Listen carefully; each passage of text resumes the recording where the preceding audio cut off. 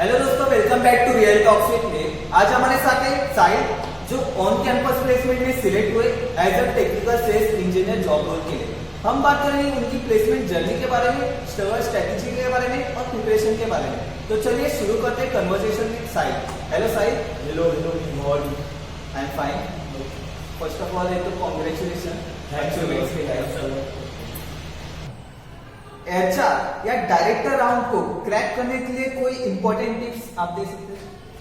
HR round के लिए तो बेसिकली एचआर जो है टेक्निकल आपको नहीं पूछेगा। एचआर जो है आपको टेक्निकल नहीं पूछ रहा है, वो उसको एक अपना कंपनी का जो है एनवायरमेंट बना के रखता है। और एक कंपनी का एक कॉर्पोरेट का एक एनवायरनमेंट होता है, वो मेनली देखता है कि ये एनवायरनमेंट में फिट होगा पाएगा कि नहीं। जो वर्किंग एनवायरनमेंट है हमारा, ये मतलब कोऑर्डिनेट कर पाएगा कि नहीं वेरियस टीम के साथ। एचआर का काम बेसिकली एक कंपनी में डिसिप्लिन मेंटेन करने जैसा काम होता है। तो आपको टेक्निकल क्वेश्चंस पे तो ज्यादा नहीं, पर आपका पर्सनल क्वेश्चंस जैसे वो पूछ सकते हैं आपको। मेरे को एक जगह पूछा गया था कि अगर आपको मंडे का वो आपका लीव है, पेड लीव है, और आपने बहुत दिनों से एप्लीकेशन डाला हुआ है मंडे का, तो आप एक इंपॉर्टेंट वर्क आ गए तो आप करेंगे कि नहीं वो आगे।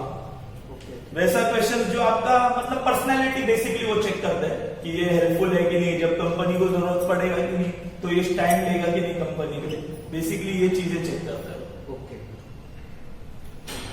जब आपका प्लेसमेंट हुआ तो पेरेंट्स और फ्रेंड का रिएक्शन कैसा था? अच्छा ही था। जो हिसाब से हमने इंजीनियरिंग के 4 साल में मजा किया है, प्लेसमेंट होना ही बहुत बड़ा बात है भगवान की कृपा से। पर जो है अच्छा था रिएक्शन स्टार्टिंग में। अभी ऐसा मार्केट चल रहा है ना कि आप पैकेज के पीछे मत जाइए। पैकेज तो क्या है, आज नहीं तो कल पैकेज तो आ जाएगा। पर जो है ना, मैंने ऐसा सुना है, अगर आप कॉलेज प्लेसमेंट में नहीं होते हैं ना, तो बाहर आप जाते हैं तो आपका एक इमेज वैसा हो जाता है, अरे ये तो बचा हुआ माल है। ओके, सॉरी ये टर्म यूज करने के लिए, पर ऐसा रियल फैक्ट है मार्केट में। वो पूछता है आपका 4 साल आप कॉलेज में क्यों नहीं कर पाए, जबकि आपका कॉलेज इतना नामचीन कॉलेज है, आपको प्लेसमेंट लगातार प्लेसमेंट आ रहे हैं, तो आप क्यों नहीं करते? ओके। तो मेरा एक सजेशन रहेगा, आप कॉलेज में एक ऑफर लेटर लेके रखिए। ओके। तो आपको फ्यूचर में इजी हो पाएगा। ऐसा आपकी लाइफ का सबसे इफेक्टिव और इम्पोर्टेंट लेसन क्या है? देखो, इफेक्टिव और इम्पोर्टेंट लेसन ये है मेरे तरफ से, तो आपको हार्डवर्क करना है। ओके। अगर मैंने जितना हार्डवर्क किया है उतना मेरे को मिलेगा, ये तो आपको सिंपल रखना है। अभी हमने 4 साल मजा किया इंजीनियरिंग का। 4 साल हमें इवेंट खेले, ये खेले, अटेंडेंस ऐसा था, हमने डीएसए सॉल्व नहीं किया, हमने प्रोजेक्ट बनाए नहीं इतने जो मार्केट लेवल के एफिशिएंट है, तो हमको सेल्स का जॉब किया। मतलब हम आईटी में भी जा सकते हैं, आज भी जा सकते हैं, पर बाय चॉइस मैंने सेल्स का जॉब किया। तो आपका पैकेज पे वो डायरेक्टली इफेक्ट करेगा। अगर आप 4 साल लगातार डीएसए लीड कोड सब कर रहे हैं, तो आपका पैकेज 12 लाख का भी हो सकता है, 20 लाख का भी हो सकता है। तो आपको हार्डवर्क, जितना आपने हार्डवर्क किया ना उतना एक्सपेक्ट कीजिए। मैंने अगर 10 मार्क का मेहनत किया तो मुझे 10 मार्क का ही एक्सेप्टेशन होना चाहिए। मेरे को 10 मिलने के बाद मैं ऐसा नहीं सोचू अरे मैंने 20 क्यों मिला, क्योंकि मैंने मेहनत ही 10 मार्क का की है। वैसा। ओके। आपकी प्लेसमेंट जर्नी में सीनियर्स का क्या रोल था? सीनियर्स का बहुत अच्छा रोल था। हमारा सीनियर्स ने हमको गाइड किया हुआ था वैसे, पर जो सीनियर्स के भी प्लेसमेंट हमारे कोर ब्रांच में थे। तो ये हमारा कॉम्स के साथ मिलके ये पहला प्लेसमेंट था। तो आईटी के लिए हमको गाइडेंस थोड़ा कम मिला, कोर ब्रांच के लिए बहुत अच्छा गाइडेंस मिला, पर आईटी के लिए हमको और अच्छा गाइडेंस मिल सकता था कि जैसा क्या क्वेश्चंस रह सकते हैं, क्या कैसा हायरिंग प्रोसेस रहता है। और है ना, एक जो मेन चीज है एप्टीट्यूड के बारे में सब बात करते हैं। आपका जो है ना वोकैबुलरी जो है इंटरव्यू में, जैसा बिग शॉट्स कंपनी में ना डेलॉयट वेलॉयट, ये सब में आपका बोलने का स्किल, वोकैबुलरी, प्रेजेंटिंग स्किल, ये भी बहुत मायने है। इंग्लिश, जो इंग्लिश आप बोलते हैं वो आपका बहुत ज्यादा मायने रखता है बिग 4 में भी, डेलॉयट, कैपजेमिनी। आपने भी देखा रहेगा ऐसे राउंड होते हैं जो आपका इंग्लिश स्किल, प्रेजेंटिंग स्किल, ये सब मैटर करता है उसमें। प्लेसमेंट के टाइम कौन सा मिथ टूट गया जो आपको पहले मानते थे? मैं पहले मानता था जॉब सबके लिए, जॉब सबके लिए नहीं है, जो सैक्रिफाइस करेगा उसके लिए जॉब है। अभी हमारे गांव में कहावत है, चारों उंगली घी में नहीं रहती। तो मतलब आप सोचेंगे मैं स्टार्टिंग में कांच के बिल्डिंग में बैठूं, केबिन में बैठूं, मैं छोटे में क्यों जॉब करूं, मैं काला पीला क्यों हूं, मैं फील्ड इंजीनियर का काम क्यों करूं। देखो बॉस, स्टार्टिंग से मोदी जी ने भी चाय बेच के शुरू किया था। तो आप ऐसा मत सोचिए कि मैं स्टार्टिंग में ही केबिन में बैठूंगा। स्टेप बाय स्टेप सक्सेस आती है, और वो सक्सेस आपको गॉड को रिवर्ट करनी चाहिए, उसको हर मोड़ पे थैंक्स बोलना चाहिए मेरे हिसाब से तो। और स्टेप वाइज आप करियर में आगे बढ़ेंगे जरूर, पर आप एक स्टेप तो लीजिए। अगर मैं सोचता मैं पहले दिन ही एसी केबिन में रहता तो आज मैं इंटरव्यू नहीं दे पाता। ऐसा आपको सोच के चलना है कि मैं स्टार्ट लो से करूंगा पर एंड हाई पे करूंगा। कौन सा एडवाइस लोग देते हैं जो एक्चुअल में काम नहीं आता? एक्चुअल में काम नहीं आता एडवाइस देखो, लोग देते हैं कि आप, मेरे हिसाब से आप बाहर कम रहिए, घूमिए मत, घर पे रहिए, पढ़ते रहिए। ये जो एडवाइस है ना, सही में काम में नहीं है। आज का डेट इंडिया ये तरफ की ओर मुड़ रहा है कि आपको public knowledge, on ground knowledge होना बहुत जरूरी है। जिसको ऑन ग्राउंड नॉलेज नहीं है उसका कोई जरूरत नहीं। 10-10 सीजीपीए वाले बैठे जो जिनका जॉब नहीं, तो उनको ग्राउंड का नॉलेज नहीं है।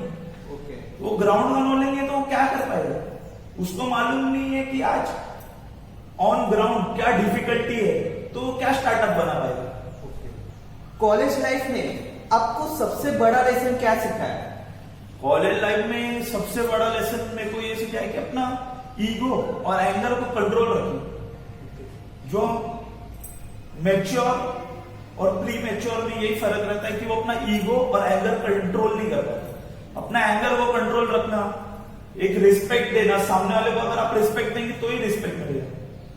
तो एक रिस्पेक्ट मेंटेन करना और एक सर्टेन लेवल का बाउंड्री मेंटेन करना। हाँ, फ्रेंड्स है, फ्रेंड्स लेवल पे, हाँ कलीग्स है, कलीग्स लेवल पे। प्रोजेक्ट में हम फ्रेंड्स नहीं रहते, कलीग्स जैसा काम करना पड़ता है। अगर हम फ्रेंड्स रहेंगे तो एक ही आदमी प्रोजेक्ट में काम करते रहेंगे। ऐसे आपने कभी रिजेक्शन फेस किया? अगर हाँ तो रिजेक्शन के बाद कॉन्फिडेंस कैसे बिल्ड किए? रिजेक्शन तो बहुत फेस किया हमने, मतलब 5-6 कंपनी में हमने रिजेक्शन बोले तो स्टार्टिंग फेज पे तो हम एप्टीट्यूड में बाहर हो रहे थे, एप्टीट्यूड में बाहर हो रहे थे। फिर एक जगह हमने इंटरव्यू दिया, वो फिर इंटरव्यू में बाहर हो, फिर इंटरव्यू में बाहर होने के बाद तो एकदम ऐसा लगता है अरे भाई अभी तो कहानी खत्म है। पर ऐसा नहीं होता है, वो गॉड्स प्लान में आप बिलीव करते। मेरे को मोटिवेशन गॉड्स प्लान से है, हमको वो स्टोरी लगाना था गॉड्स प्लान। तो आप भगवान पे भरोसा रखिए और अपना काम करते रहिए। एट द एंड तो उसने इंजीनियरिंग में एडमिशन दिलाया, मैंने ये फंडा था सिंपल, अगर उसने इंजीनियरिंग में एडमिशन दिलाया तो नौकरी भी दिलाई। ये फीलिंग के साथ आप चलिए, मोटिवेटेड रहिए। जितना आप डीमोटिवेटेड दिखेंगे इंटरव्यू में, आपका रिजेक्शन कंटिन्यूस चलते जाएगा। फेलियर ने आपको क्या सिखाया जो सक्सेस में नहीं सिखाया?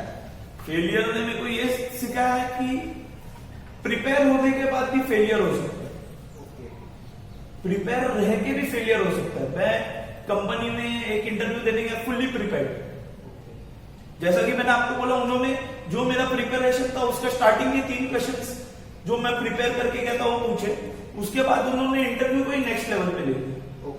अगर जब उन्होंने डिफरेंट क्वेश्चन पूछने लगे तो मेरा कॉन्फिडेंस डगमगा गया।